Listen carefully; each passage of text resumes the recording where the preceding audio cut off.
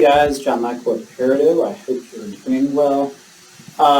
Today I'm going to talk to you about sort of how the IRS works. This is sort of just coming from somebody that's had to deal with the IRS, and in many ways the State Department of Revenues, depending on your state, are very similar to this.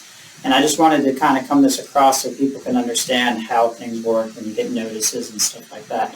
I typically break the IRS down into two systems.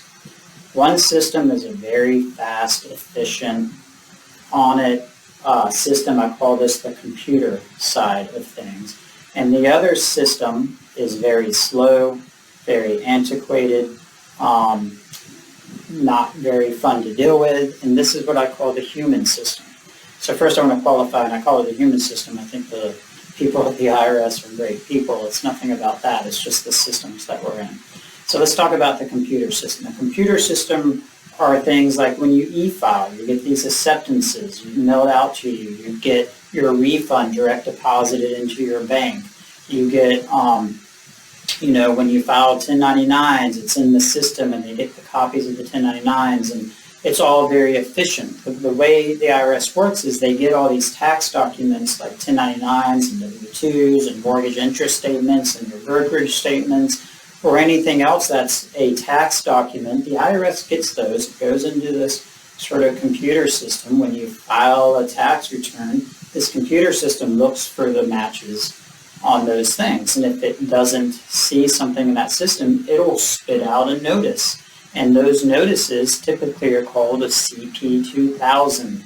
When you see any tax notice in the top right, if it says CP and then a number, CP stands for computer program. It's telling you right then and there a human being didn't even look at this notice. It's just being spit out of this efficient side. So these CP notices are just being spit out. They can come for many different things: a change of address, not matching something in the when you e-file or whatever. So if you get a notice and see a CP in the top right, you know that it's coming from this very efficient system and a human being didn't even look at it. So the other side that's in this automated system is also in the collections system, and this is sort of the downside in tax notices or the CP notices, but collections, if you owe money and you're trying to deal with it, the computer system's just going to keep spitting out, hey, you owe us, there's interest, there's penalties, you don't pay it, you owe us, and it puts the fear, forgive me for this, but puts the fear of God in you that, oh my gosh, and they keep coming down on me. But again, this is just the computer system at work. Human beings aren't looking at that. So let's talk about the human system. This is the system people dread. If you do anything that gets you out of that computer system, it's going to be very slow, it's going to be very antiquated. You're dealing with employees that are overworked, understaffed, underpaid, extremely nice people, but these are IRS employees. You're dealing with an IRS system that is extremely then underfunded. They don't have the human manpower to adequately deal with it. So this is the system that if you call, you get the "we're too busy to talk to you" notices. If you actually respond to a tax notice, in some ways it's going in a black hole. You never hear any responses. You don't know if anybody got it because you're depending on a human being to actually look at that. This is, if you do anything mailing into the IRS, you're dealing with the human system. Meanwhile, the computer system is spitting away and being efficient. The human system is sitting on a desk somewhere and they might not get to it. This is when you get those random notices. If you're trying to deal with something and you get a notice saying, hey, we still need more time to look at it, that's because you're outside of the computer system. You're now in the human system. It's going to be an extremely inefficient system, unfortunately. So what can you do just knowing that the IRS works in this way? Well, you do the best you can to stay out of that human system. That's making sure that when you're doing your tax return, you have all your tax forms, you know what the IRS, this matching system is looking for, and you make sure when you file these returns that it's all there to match up. There's common issues that somebody may say, well, I got a 1099, but it's actually in my business. Now, if you may do it correctly and report it and tax it and run it through your business, but the computer system got a 1099 with your social on it, and they're looking for it. And if they don't see it, you're going to get that CP 2000 notice. So you need to make sure that you do put that match in your personal return to match that computer system.